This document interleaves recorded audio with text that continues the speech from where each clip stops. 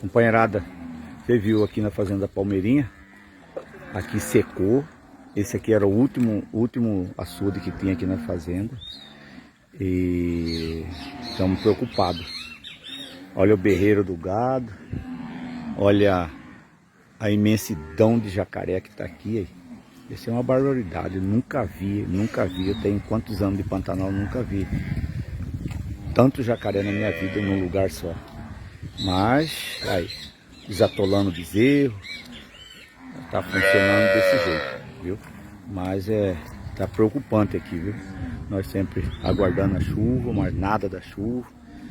Mas Deus sabe o que faz, viu?